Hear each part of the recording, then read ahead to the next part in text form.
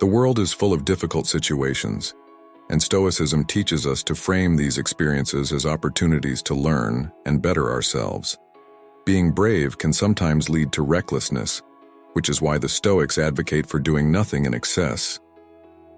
Above all else, the Stoics revered the act of doing the right thing. Marcus Aurelius said that justice is the source of all other virtues.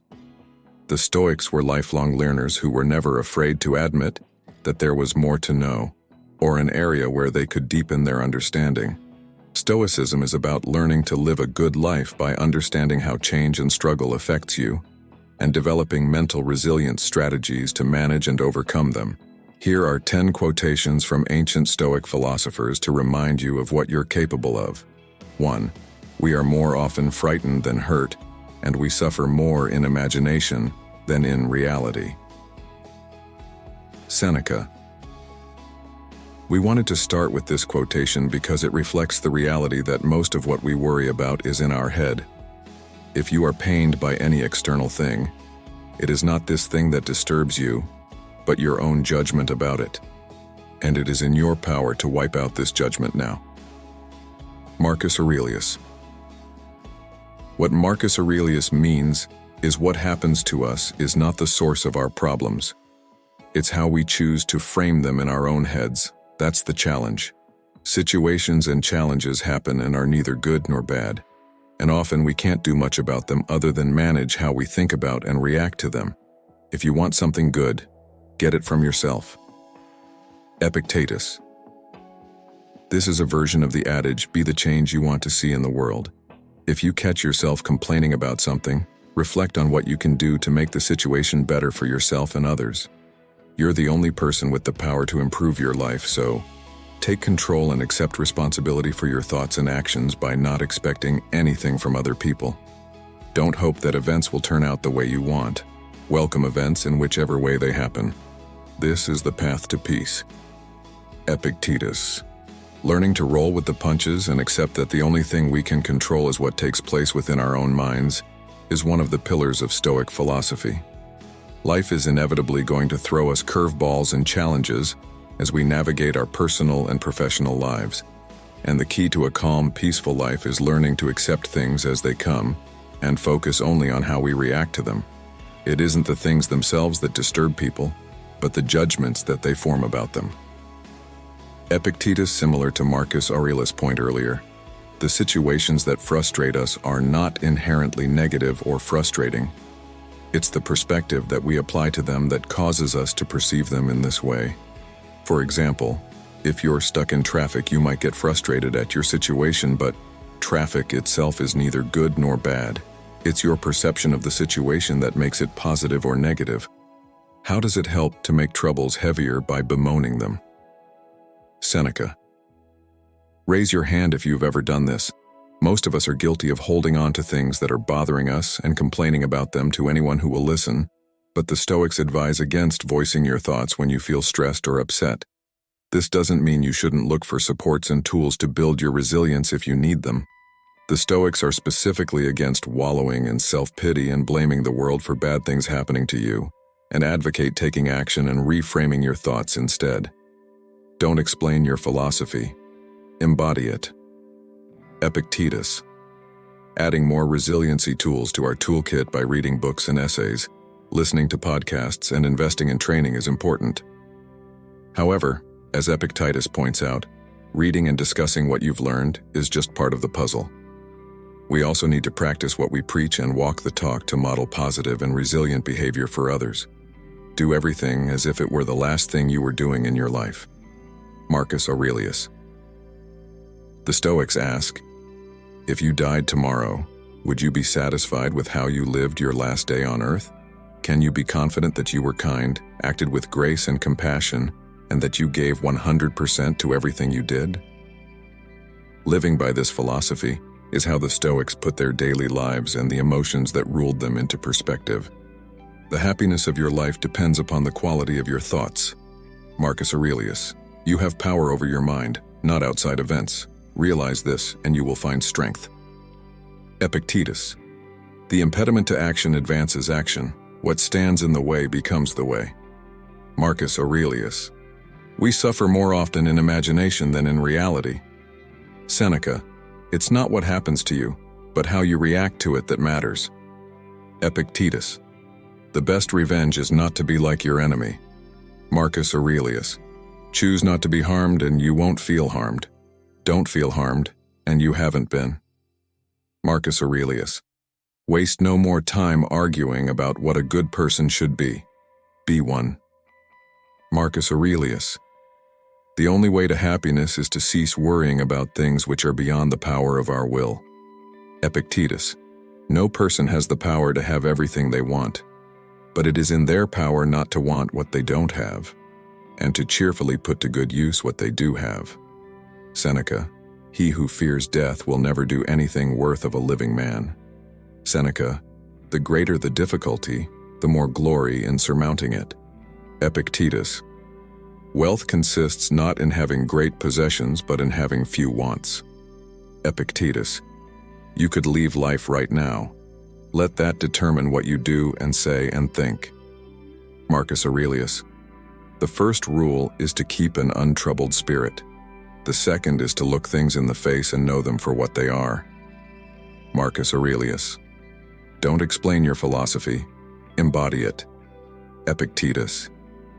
If a man knows not to which port he sails, no wind is favorable. Seneca. If it is not right, do not do it. If it is not true, do not say it. Marcus Aurelius. The happiness of your life depends upon the quality of your thoughts. Marcus Aurelius. You have within you right now everything you need to deal with whatever the world can throw at you. Marcus Aurelius. Stoicism and CBT. There's a connection to cognitive behavioral therapy, CBT, one of today's most popular therapies. Psychologist Albert Ellis, 1913-2007, founded the first type of CBT in the 1950s. He believed that people often have incorrect beliefs about situations they're in. These beliefs lead to difficulties and unhappiness. But using various methods that can be learned by anyone, these beliefs can often be challenged and seen from a different perspective. This means that difficulties and unhappiness can be avoided. Although Stoicism is centuries old, it is still completely relevant today. This is particularly true since the COVID-19 worldwide pandemic has given such uncertainty to people's lives. So the world we live in might change, but our human condition with its various emotions and feelings always stays the same. Stoic Quotes for 21st Century Life. The three most celebrated Stoics are Marcus Aurelius, Epictetus, and Seneca. These three men have left us with a wealth of insightful quotes. Here are some of the best for living well today. Marcus Aurelius. You have power over your mind, not outside events. Realize this, and you will find strength.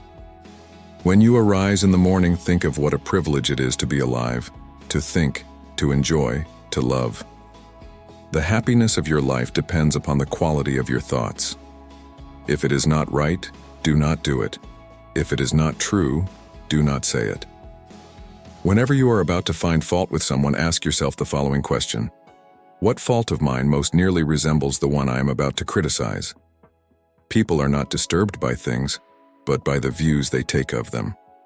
Do not indulge in dreams of having what you have not, but reckon up the chief of the blessings you do possess, and then thankfully remember how you would crave for them if they were not yours. The soul becomes dyed with the color of its thoughts. Don't go on discussing what a good person should be. Just be one. Remember that very little is needed to make a happy life. Wealth consists not in having great possessions, but in having few wants.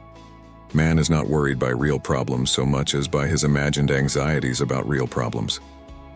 First say to yourself what you would be, and then do what you have to do. Any person capable of angering you becomes your master. He can anger you only when you permit yourself to be disturbed by him. He who laughs at himself never runs out of things to laugh at. Caretake this moment. Immerse yourself in its particulars. Respond to this person, this challenge, this deed. Quit evasions. Stop giving yourself needless trouble. It is time to really live. to fully inhabit the situation you happen to be in now. A ship should not ride on a single anchor, nor life on a single hope. It's not what happens to you, but how you react to it that matters. You become what you give your attention to. No person is free who is not master of himself. Seneca. It's not because things are difficult that we dare not venture. It's because we dare not venture that they are difficult. Luck is what happens when preparation meets opportunity. We suffer more often in imagination than in reality. Associate with people who are likely to improve you. Hang on to your youthful enthusiasms. You'll be able to use them better when you're older. If a man knows not to which port he sails, no wind is favorable. He suffers more than necessary, who suffers before it is necessary. The whole future lies in uncertainty. Live immediately. To wish to be well is a part of becoming well. He who is brave is free. Accept what you cannot control. One of the most common things kids say is, "That's not fair." Even before they fully comprehend what fair really means, they know they don't like it. Feeling like we got the wrong end of the stick is one of life's great frustrations. So it's an unfortunate truth that, as the expression goes, life is often not fair.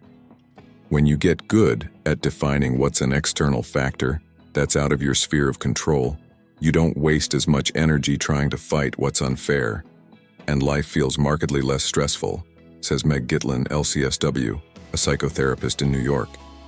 Getting really clear on what falls into this category is life-changing.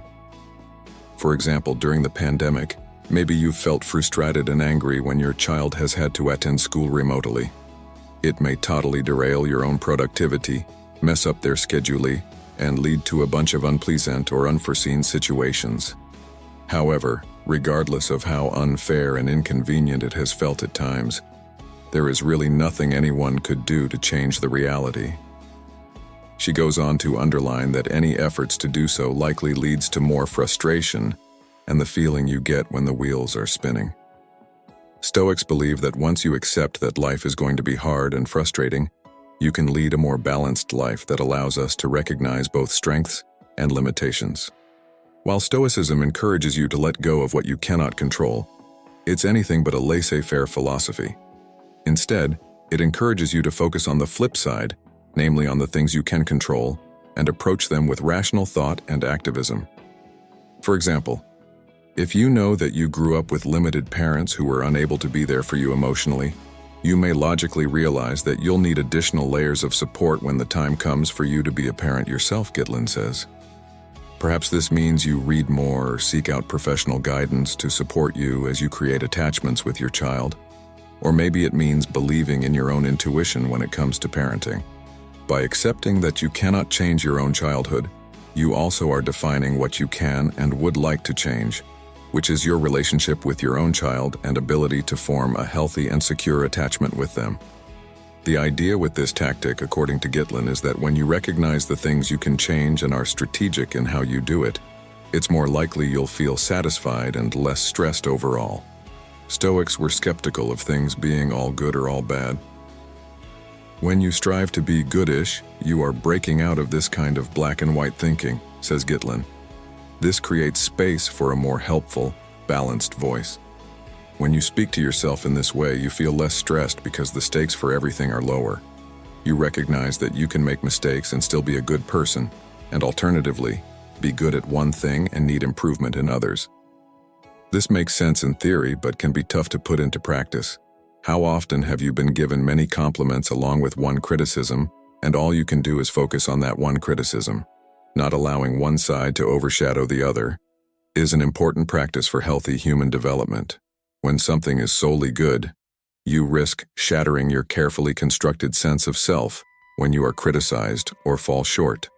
When something is only bad, you risk missing out on parts of life and may feel less inspired or confident to pursue change or worthy goals, says Gitlin. Perception isn't always reality.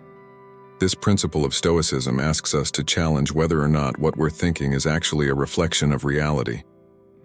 We tell ourselves a lot of things in the course of a day, many of which aren't true or helpful, says Gitlin. This can sound like, "I'll never meet someone," or "I did a terrible job at my meeting and now my team hates me." When we accept these thoughts as truth, we limit ourselves and feel stressed and unhappy. How do we challenge these thoughts? Gitlin suggests reframing and asking questions like, "How true is this from 0 to 100? Or, what would I tell a good friend if they told me this?" The idea is to look for faults in your own argument. Once you treat the thought, e.g., "I'm not good enough," as a question, as opposed to a truth, it often becomes clear that they're founded in emotion and not logic. Stoicism encourages turning words into work. Perhaps this is in the form of journaling that fosters reflection then action, or even an active to-do list, says Gitlin. As a therapist, I always encourage clients to take notes, because studies support that it encourages them to remember and make meaningful change. Getting into the habit of writing anything down that feels meaningful, centering, inspiring, or helpful will push you to actualize these thoughts. Gitlin also notes that the act of writing things down fosters a connection with our inner voice and can help us clarify what we really want in life. This kind of intentional living aligns us with our values, which promotes inner happiness. While Stoicism encourages you to let go of what you cannot control, it's anything but a laissez-faire philosophy. Instead, it encourages you to focus on the flip side, namely on the things you can control, and approach them with rational thought and activism. For example, if you know that you grew up with limited parents who were unable to be there for you emotionally, you may logically realize that you'll need additional layers of support when the time comes for you to be a parent yourself, Gitlin says. Perhaps this means you read more or seek out professional guidance to support you as you create attachments with your child. Or maybe it means believing in your own intuition when it comes to parenting. By accepting that you cannot change your own childhood, you also are defining what you can and would like to change, which is your relationship with your own child and ability to form a healthy and secure attachment with them. The idea with this tactic, according to Gitlin, is that when you recognize the things you can change and are strategic in how you do it, it's more likely you'll feel satisfied and less stressed overall. Stoics were skeptical of things being all good or all bad. When you strive to be goodish, you are breaking out of this kind of black and white thinking, says Gitlin. This creates space for a more helpful, balanced voice. When you speak to yourself in this way, you feel less stressed because the stakes for everything are lower. You recognize that you can make mistakes and still be a good person, and alternatively, be good at one thing and need improvement in others. This makes sense in theory, but can be tough to put into practice. How often have you been given many compliments along with one criticism, and all you can do is focus on that one criticism? Not allowing one side to overshadow the other is an important practice for healthy human development. When something is solely good, you risk shattering your carefully constructed sense of self when you are criticized or fall short. When something is only bad, you risk missing out on parts of life and may feel less inspired or confident to pursue change or worthy goals, says Gitlin. Letters from a Stoic is a compilation of 124 epistles by Seneca, offering a glimpse into the Stoicism philosophy through his correspondence with Lucilius Jr. These letters traverse a spectrum of ethical dilemmas and provide actionable wisdom. Seneca's reflections, including "True happiness is to enjoy the present without anxious dependence upon the future," are as relevant now as they were in antiquity. Seneca asserts that our lifespan is ample and generously allotted for accomplishing great things if only we manage it wisely. However, when squandered on frivolous indulgences and aimless pursuits, we are abruptly confronted with its swift passage, often too late to recognize its fleeting nature. He points out that it's not that our lives are inherently short, but rather that we shorten them through our own carelessness. We don't lack time, but rather squander it. Life can extend far if we understand how to utilize it effectively. In his teachings, Seneca urges us to contemplate the profound significance of time, to dedicate ourselves to endeavors that are both fruitful and significant, and to align our lives with the principles of nature and rational thought. He cautions us against delaying important actions, obsessing over insignificant issues, and chasing after physical riches at the cost of our moral and intellectual development. Seneca's philosophy is an invitation to lead a life filled with intention, To remain